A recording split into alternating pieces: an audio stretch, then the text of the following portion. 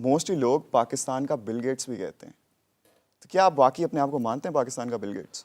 دیکھیں Bill Gates obviously is a person who has changed I T industry. اس سے پوری اس پہ اس کی جو کنٹریبیوشن ہے انڈسٹری کی وہ تو کوئی کمپیریبل نہیں ہے. لیکن ایک ریفرنس لوگ لیتے ہیں ان ٹرمز آف کہ پاکستان آئی ٹی انڈسٹری کو جو گلوبل انٹروڈکشن کرایا, تو شاید اس ریفرنس سے لوگ یوز کرتے ہیں.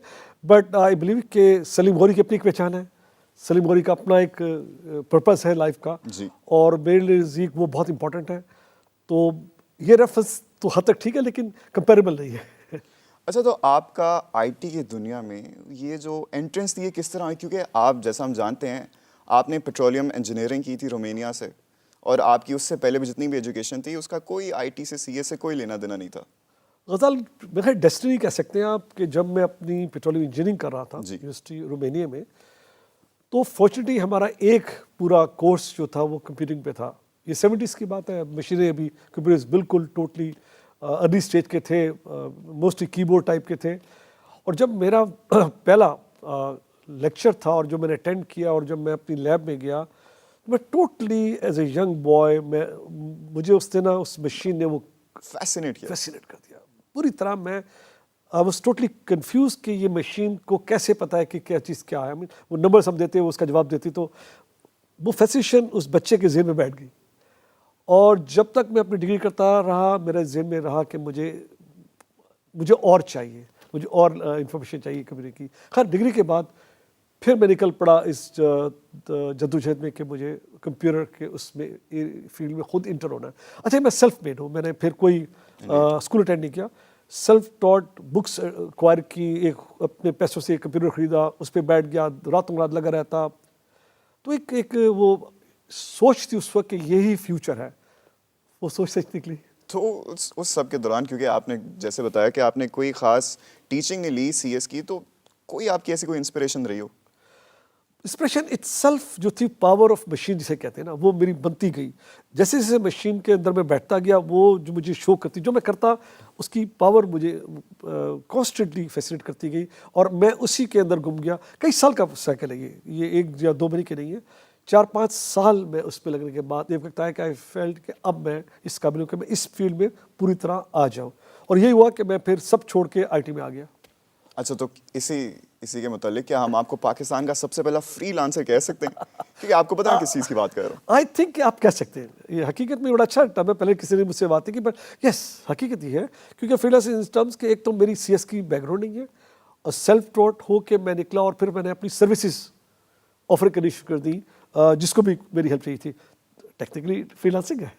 تو وہ کیا تھا تب آپ سٹی بینک میں کام کر رہے تھے, اس کے ساتھ ساتھ آپ نے سب سے پہلے تو سٹی بینک میں آنے کے لیے آپ نے ایک اس سے بہت بہتر جاب تھی جو چھوڑی, تو وہ یہ والا جو جنون تھا یہ اتنا پختہ کس طرح ہوا؟ غزال یہ بڑی انٹرسٹنگ بات ہے کہ لوگ پیسے کے لیے جاب کرتے ہیں اور پیسہ اچھا ملا تو لوگ دے ہیپی.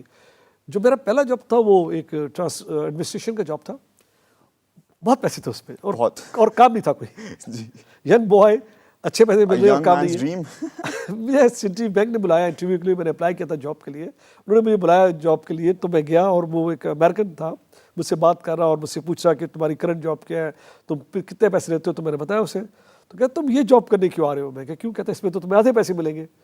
میں کہا اوکے کوئی بات نہیں. پھر کہتا ہے اچھا پیسے بھی تمہیں آدھے ملیں گے اور تمہیں نائٹ شفٹ کرنی پڑے گی کیونکہ یہ پروسیسنگ ہے جو رات کو ہوتی ہے. تو میں کہا کر لوں گا. کہتا اچھا تو تمہیں پھر ابھی تم ریاض میں ہو, تمہیں دمام جانا پڑے گا, میں چلا جاؤں گا. تو بڑا حیران ہو کے مجھے دیکھتا ہے کہ تم کیوں یہ کرنا چاہ رہے ہو؟ میں کہا میں I want to be in the field of computing. اس زمانے میں کمپیوٹر کہتے تھے, آئی ٹی نہیں کہتے تھے. تو خیر بڑا حیران ہوا اور پھر اس نے مجھے جاب دے دیا. بہت کم لوگ ہیں یا بچے ہیں جو اپنی چینج کریں گے اپنی ڈائریکشن پیسے چھوڑ کے کچھ بلڈ کرنے کے لیے.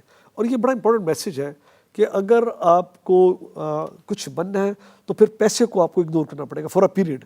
اسے اگنور کر دیجئے, اب تک پروفیشن بلڈ کیجئے تو پیسہ تو پھر آپ کے پاس آ جائے گا.